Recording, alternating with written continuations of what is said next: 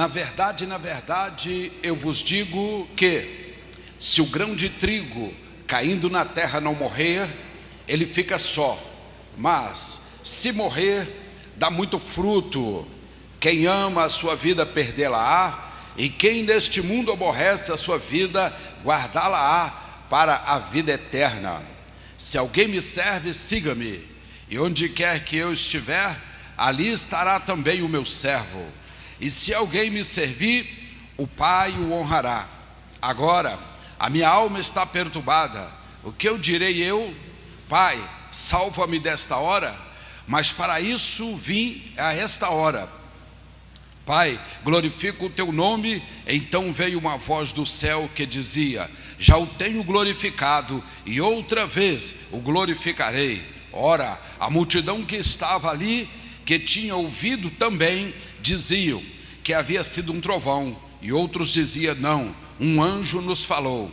E respondeu-lhe Jesus: não veio esta voz por amor de mim, mas por amor de vós. Agora o juízo deste mundo, agora será expulso o príncipe deste mundo. Amém? Agora mais um pouquinho, na carta que o mesmo João escreveu, primeira epístola de São João, capítulo 5. Primeira epístola de São João, capítulo 5, glória a Deus. Versículo de número 4.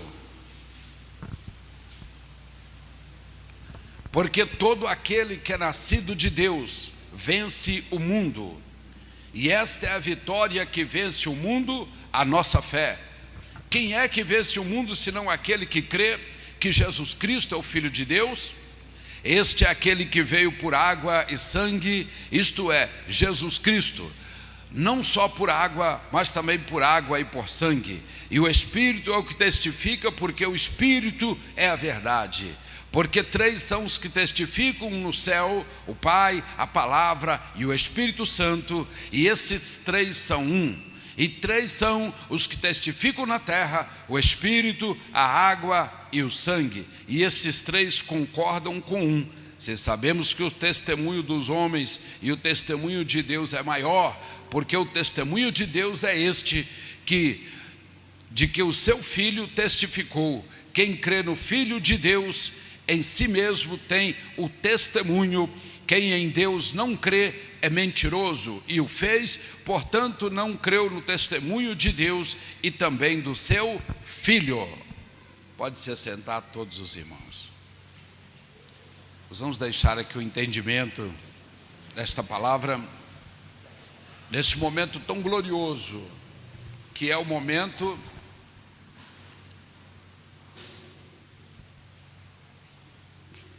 ajuda nós aí, que é o momento da igreja, o momento forte da igreja. Hoje falávamos aqui sobre o profeta Abacuque, que nós tivemos 12 profetas considerados menores, e Abacuque, sendo o oitavo deles, foi o único que falou com Deus diretamente, mesmo que usando palavras que nós hoje não teríamos coragem, como se fosse uma afronta, mas ele perguntou, indagou, questionou a Deus pelo juízo de Deus em cima de situações que estavam visíveis de todos naquela época ali em Judá. E nós estamos vendo que o mesmo que afligia o povo naquela época, sem trocar palavras nenhuma, em todas as áreas às quais eles eram afligidos, hoje nós estamos igual ou um pouquinho pior, mas todas elas estão aos nossos olhos. E nós dizemos: Deus é o mesmo. Onde está o Deus de Israel? Onde está o Deus de Israel? E quando nós olhamos isto, nós começamos a dizer: onde estão os Abacuques na terra? porque Deus continua sendo e sempre será o mesmo. Isso foi testificado pelo escritor aos Hebreus, que é claro que se tratava de um grande judeu, de um homem esmerado no conhecimento da lei, e o qual ele disse que Jesus Cristo é o mesmo ontem, o mesmo hoje e será eternamente. Ele estava falando também que Deus é o mesmo, que Deus não muda. Então a pergunta volta para nós dizendo: onde estão os Abacuques de Deus? Com quem Deus conta no dia de hoje para abater, ou para buscar, ou trazer o juízo dele? Com quem Deus conta? Então nós começamos o entendimento hoje de que o Abacuque de Deus hoje é a igreja atuante, a igreja que crê realmente no Deus à altura do que Ele é, a igreja que crê sem dúvida nenhuma que Jesus Cristo é Filho de Deus e que Ele veio e morreu aqui, mas também ressuscitou ao terceiro dia para trazer para nós uma bênção que nós não seríamos capazes de alcançar de outra maneira nenhuma que nós tentarmos. Então Jesus veio com uma missão até esta terra, e não só uma. Quando falamos de missão, nós entendemos que foram grandes as missões de Deus aqui na terra, e Deus enviou muitos homens aqui, desde o nascimento, como escolheu após o nascimento, e os fez escolhido e deu-lhe uma missão, e eles cumpriram a missão em certo ponto. Alguns foram, outros não conseguiram, mas às vezes selecionamos as missões e falamos: esta missão aqui foi mais importante do que aquela. Ou às vezes falamos: foi mais bonita do que aquela outra. Ou às vezes até falamos assim: esta missão aqui, eu gostaria de estar dentro de uma missão igual a essa. Mas não tem missão bonita, missão grande, missão forte, missão mais destacada do que a missão cumprida. Toda missão que é dada e é cumprida, ela é uma missão boa, é uma missão forte, é uma missão que vai perdurar ao longo dos anos, que outros vão desejar estar também no lugar daquele que estava sendo usado ali. Porque missão boa é missão cumprida, não é missão que é largada pela metade, não. Então Jesus veio com uma missão aqui na terra, e eu vou dizer, é difícil você comprar aquilo que já é seu. Uma das missões que Jesus veio foi comprar aquilo que já era deles, porque quem nos fez foi o nosso Criador, Pai do nosso Senhor Jesus Cristo. E o homem se perdeu ao longo dos séculos, o homem se perdeu, mas ele continua sendo criatura de um só Criador, de um único Criador. Mas quando Jesus veio aqui, ele veio com uma missão de remir, comprar pela segunda vez, comprar aquilo que já é dele. Se nós imaginarmos isso nos dias de hoje, sempre que pensamos nisso, a justiça fica entre nós e aquilo que vamos fazer. Não, mas isso já é meu, mas prova que é seu. Não, não tem o documento, mas é meu. Vão arrumar testemunhas, que vale também como documento. Então vamos montar testemunhas que conhecem, vamos buscar testemunhas. Por quê? Quando algo já é seu, você não precisa comprá-lo, já é seu. Mas quando você vai comprar duas vezes a mesma coisa, aquilo traz entre nós a justiça. Jesus veio com uma missão de remir, de comprar aqueles que quisessem, mas como ele ia pagar isso e para quem ele ia pagar isso? Só se paga para o Senhor.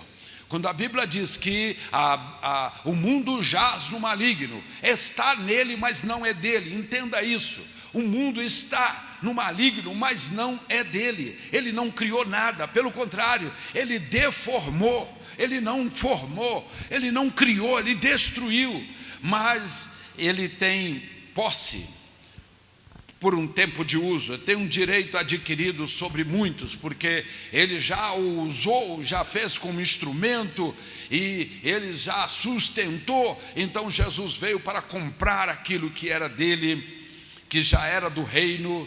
Uma missão difícil, pastor, difícil, porque ele disse no Evangelho de João: se o grão de trigo caindo na terra não morrer, ele não pode produzir nada.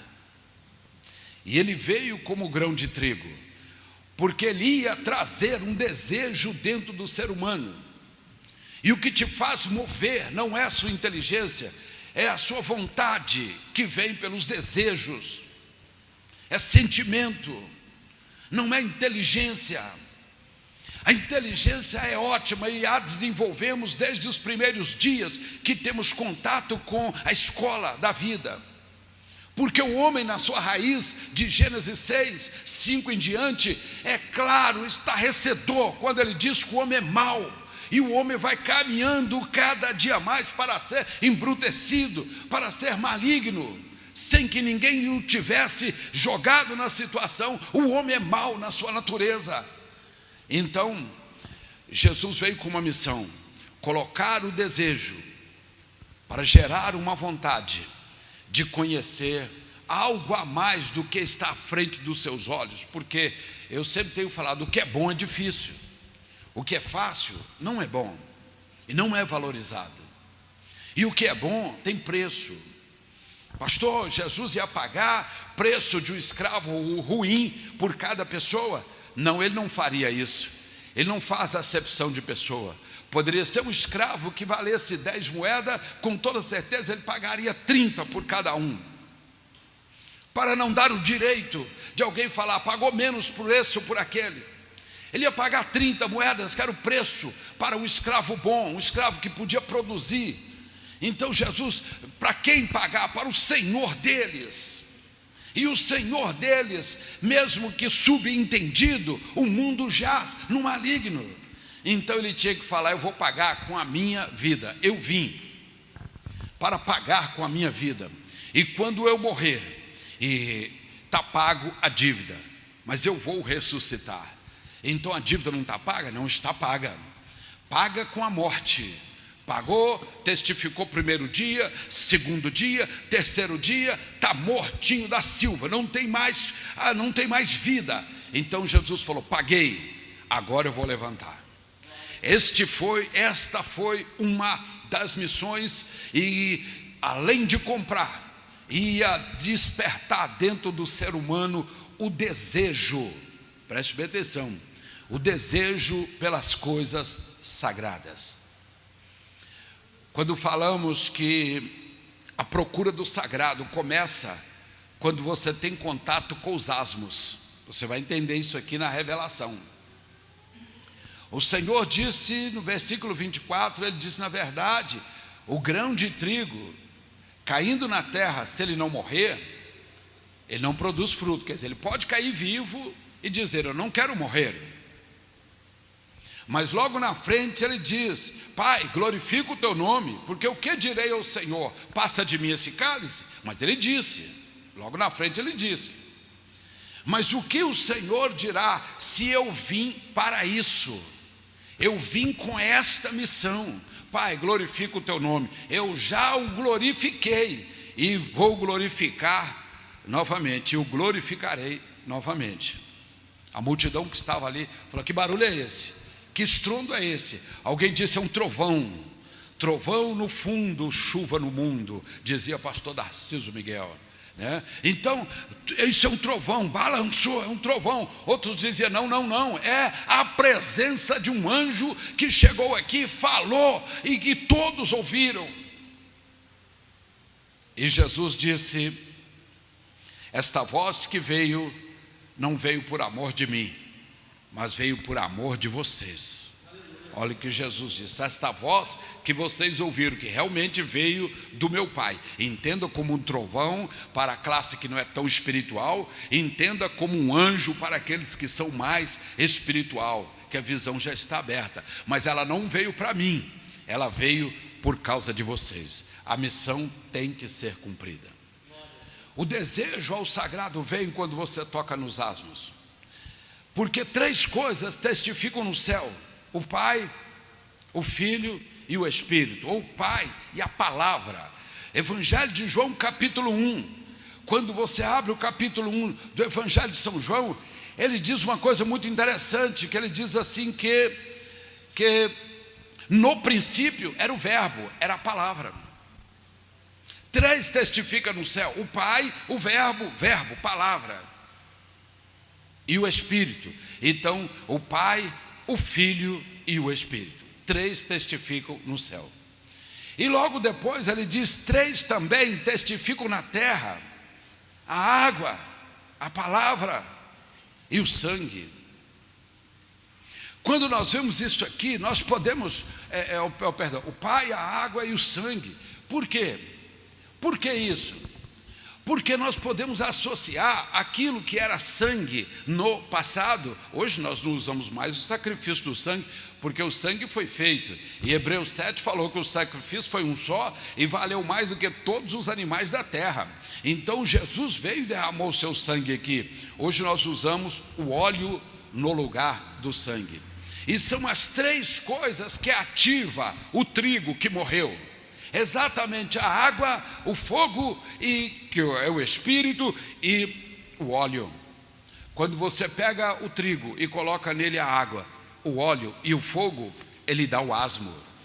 E quando o trigo se transforma em asmo, num momento sagrado como este, quando você toca o sagrado, é despertado dentro de você com toda certeza. Você pode falar: Jesus tocou em mim, a procura pelo sagrado. Agora eu vou começar a procurar tudo que é de Deus. Quero ler Bíblia, quero fazer um estudo, vou fazer uma pesquisa, quero ouvir uma palavra, eu quero me envolver nas missões, eu quero fazer alguma coisa, porque você tocou no sagrado. Agora há pouco nós ouvimos aqui um dos hinos que tem uma letra muito bonita: quem já pisou no Santo dos Santos, não tem outro lugar para pisar. Isso nós começamos a entender. A vida de um desviado do Evangelho é a pior situação que um homem pode se deixar, é ser desviado, porque ele não tem mundo, ele é um forasteiro, ele não tem um espaço reservado, ele não tem ninguém que o respeita. Por quê? Dentro da obra ele não tem espaço, lá no mundo ele também não tem espaço. Porque ao olhar para ele, os amigos participam com ele com alguma coisa ali, mas estou falando sobre os líderes. Satanás olha para ele e fala: não, ele ainda tem fogo na cabeça. Ele ainda tem fogo na cabeça. Nós temos o testemunho de um pastor em São Paulo, que esse homem desviou do Evangelho, virou andarilho, virou mendigo, e começou a comer coisas na rua, já não estava conseguindo nem jamais pedir a esmola para comer. E perto do viaduto do chá, andando ali, ele ouviu um som, como se fosse de alguma coisa religiosa, e ele falou: eu vou ali, porque tem pessoas, eu vou pedir comida ali. E ele entrou, e quando entrou, era um centro de umbanda, que estava batendo tambor para invocar um Exu naquele momento ali, quando ele entrou. E todos pararam para olhar para ele. Ele falou: vocês têm comida para me dar? E um deles falou: tenho sim. E uma das pessoas que estava ali desferiu vários socos pela sua cabeça e chute, porque ele veio atrapalhar a sessão exatamente quando eles estavam concentrados. Mas ele queria comida. E eles começaram a bater nele, a bater. De repente, aquele líder, o pai de santo, olhou para ele e falou: para de bater nele, porque a cabeça dele tem uma tocha de fogo que ainda não apagou. Tira ele daqui, tira esse homem daqui, manda ele para a rua. Quer dizer, iam matá-lo, mas falou, dentro da cabeça, ele com a cabeça machucada já, falou: na cabeça dele tem fogo, ele não é dos nossos, tire daqui. O desviado não tem lugar. Na igreja ele não tem lugar, porque ele já foi, e lá fora ele também já foi, então ele está num campo que não tem lugar para ele. Foi por isso que Jesus disse: eu vim com uma missão muito forte. Quando esta pessoa tocar no trigo que morreu, misturado com água, com óleo e com fogo, vou despertar dentro dele o desejo pelo sagrado. Se você participa, mas não tem o desejo pelo sagrado, quando tocar aqui, quando eu digo os asmos, eu digo tanto o trigo como o suco da uva, que também o processo é quase o mesmo, é de morrer, é de esmagar, triturar, é de separar o líquido, a casca e as sementes, para extrair dali esse sumo maravilhoso que representa o sangue do nosso Senhor. Se você ainda não tem, talvez você está, mas é como aquela pessoa que, pastor, eu não sinto nada, eu vou seguindo a multidão, sabe, todo mundo dançou, eu danço, não parou de dançar, eu paro de dançar. Não, você vai ter vida própria, não vai precisar de ninguém dar corda em você. Você vai ter vida própria, porque tocando no sagrado, pede, Deus, desperta dentro de mim o desejo, porque a inteligência não te faz caminhar, é a vontade que te faz caminhar, e a vontade vem pelo desejo.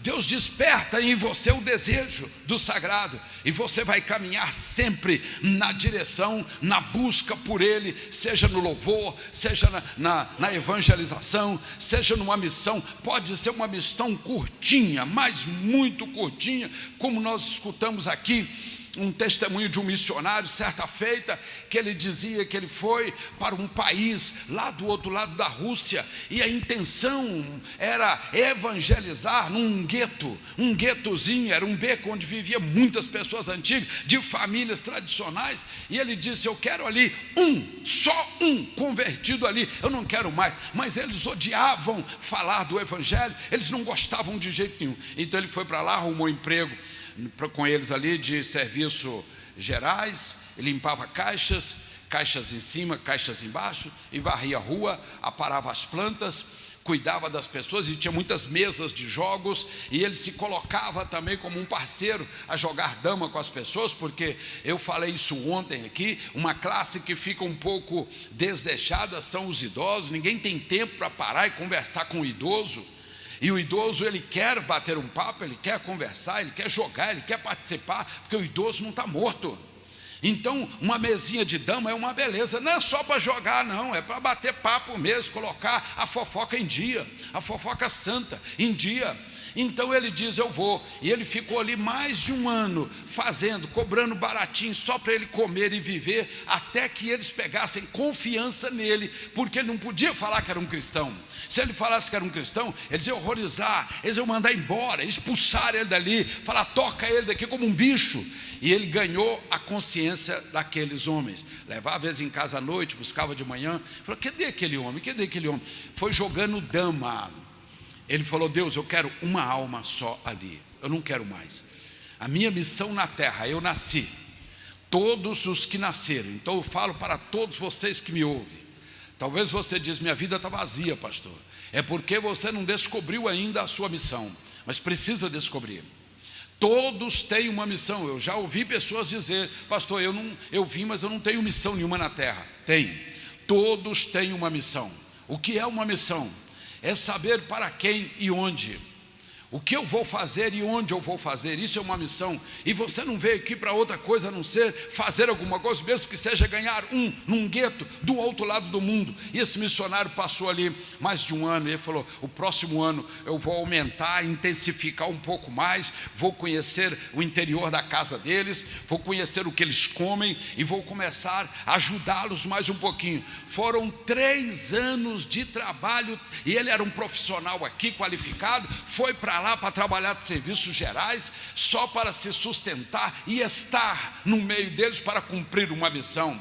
E esse homem falou, eu quero um Deus, um só, seja novo, seja idoso, eu quero um para o Senhor naquele gueto, considerado um dos guetos mais difíceis de penetrar alguma coisa sobre Deus. Porque quando falamos de gueto, há um muito famoso de Varsóvia. Por quê? Porque ali ficou confinados os judeus, mas todos eles falavam de Deus. E este outro gueto do outro lado, ninguém aceitava nada de Deus. Para ele era o desafio, era a missão. 3 anos para ele chegar num grupo e dizer para o grupo, gente, eu estou indo embora, mas eu quero confessar para vocês, eu sou cristão, eu creio em Deus, eu creio em Jesus Cristo como Filho de Deus. E eles ficaram boquiabertos olhando para ele, mas não pode, se você é cristão, e nós temos o horror com questão de religião, com questão de Deus, de Cristo, como você pode ser e ser essa pessoa tão dada, essa pessoa tão amada? Como isso? Não pode, o que nós conhecemos como cristianismo não é isso. nós conhecemos como pessoas de Deus, não é isso. E ele começou ali e trouxe o evangelho para aqueles. Falou, deixou o momento de decisão dentro deles, porque o momento de decisão é secreto. Não pode nunca ser impulsionado pelo sentimento porque ouviu uma música bonita, porque ouviu uma pregação que falasse de algumas particularidades familiares. Tem que ser algo que é produzido aqui dentro, a decisão, realmente, eu não posso mais continuar caminhando sem rumo.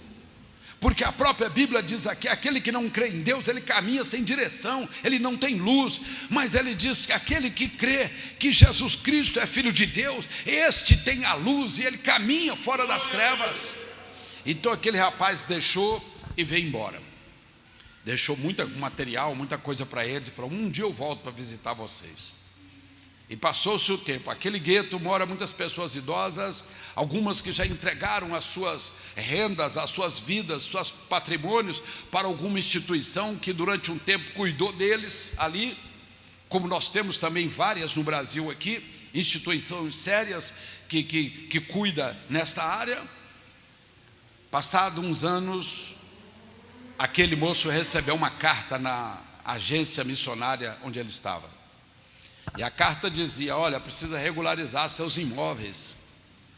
Precisa regularizar os seus imóveis. Está acumulando dívidas. E ele disse, imóveis, eu não tenho nada. Moro, às vezes, com meu pai, às vezes, nas repartições da igreja. E chamaram ele, ele foi lá. Quando ele chegou lá, todos aqueles que ele passou 3 anos com eles ali, lançaram suas procurações, porque na maioria deles já tinham sido abandonados pelos filhos. Os filhos vão procurar países de primeiro mundo, países mais ricos, mais revolucionários, e geralmente deixa os idosos lá até morrer, e eles não têm muito esse amor como ainda resta um pouco do lado ocidental. Então já tinham abandonado seus pais, e o que eles fizeram? Combinaram entre eles de deixar aquilo em nome daquele missionário, para que ele fizesse isso com outras pessoas. E quando chamaram ele lá, ele encontrou lá mais de 10 imóveis no nome dele, com procuração deixada para ele, predinhos de 3, 4 andares num gueto que sustentava os velhos, os idosos, era alugado e a renda vinha para eles, e depositado na conta a renda daqueles aluguéis, tudo, para que ele pudesse fazer o que ele fez. Ele deu qualidade de vida, mas isso não era só importante, ele deu vida na qualidade, porque vida é só em Cristo. Vida é só em Cristo. Fora de Cristo é passar os anos e contar os anos, mas não é vida. Vida é Cristo. Quantos entendem? Então o testemunho dele, ele trouxe esse testemunho e falou, pastor, com um só daqueles imóveis sustento uma missão hoje que funciona no gueto. Algum missionário que quiser ir para lá, vai para lá, tem um sustento para trabalhar, mas vai trabalhar exclusivamente em torno dos idosos e levantar. E ele falou, olha, eu consegui várias almas para Cristo naquele gueto. Isto é missão importante, missão forte, missão boa, é missão cumprida. Não precisa ser grande, uma coisa aos olhos de todos, a nível do mundo, não. Que Deus te fala, naquele beco, eu vou ter uma alma naquele beco, eu não vou concentrar força em nenhum outro lugar, eu vou concentrar naquele beco, eu vou estudar as pessoas, eu vou preparar alguma coisa à altura da sua faixa etária e vou levar Cristo a eles. Missão boa é missão cumprida, e uma alma vale mais do que o mundo todo. Uma alma vale mais do que o mundo todo. Quando você tocar aqui no grão de trigo que morreu, é claro que se ele está no pão, ele está morto. Mas para fazer esse pão, nós tivemos a água, o óleo e o fogo nele. 3 testificam no céu, 3 testificam na terra, e esses 3 estão aqui. Amém? E com esses 3 testificando aqui, quando você comer, você vai internalizar exatamente esta comunhão terra e céu, céu e terra. É como lá de cima Deus pôr o dedo dele e falar assim, agora aquele ali, mais um, aquele ali ou aquela ali, Eu vou despertar o desejo pelo sagrado dentro dele a partir do momento que ele tocar naquilo que me testifica na terra. 3 testificam no céu e 3 testificam na terra. Esses 3 estão concentrados neste pedaço de pão que você vai receber agora há pouco. E quando você receber, saiba, você está testificando com os 3 que está no céu. Deus vai despertar o sagrado dentro de você. Você crê nisso? Que Deus te abençoe e te dê uma direção forte. Porque quando o mesmo apóstolo, claro, agora um pouco mais velho, ele disse que 3 testificam no céu, 3 testificam na terra. Ele disse: se recebemos o testemunho dos homens, o testemunho de Deus é maior. Porque o testemunho de Deus é este, que deu o seu Filho e testificou. Quem crê no Filho de Deus, em si mesmo tem o testemunho. Quem em Deus não crê é mentiroso e o fez, porquanto não creu no testemunho de Deus e do seu Filho. E o testemunho é esse, que Deus deu a vida eterna, e esta vida está em Cristo Jesus. Vamos fazer uma oração, ficarmos de pé. Amado e poderoso Deus, santo, temos a consciência do sagrado nesta noite, Senhor, que tudo quanto o Senhor tem para nós aqui está concentrado nos asmos do Senhor aqui nesta mesa, preparada unicamente, especialmente dedicado aqui, ó Deus, para representar o teu corpo e o teu sangue. Faça prevalecer o teu poder neste momento, ó Pai, para que todos possam ter o desejo aguçado, para que todos possam ter este desejo, Senhor, de caminhar em direção do sagrado, em conhecer cada dia mais do sagrado. Neste momento eu quero abençoar este pão que será partido neste momento, ó Pai, que está na mão do pastor Enildo neste momento. Senhor, glorifica o teu nome, coloca a tua bênção, porque ele será partido em o nome de Jesus Cristo. Amém. Podem partir o pão.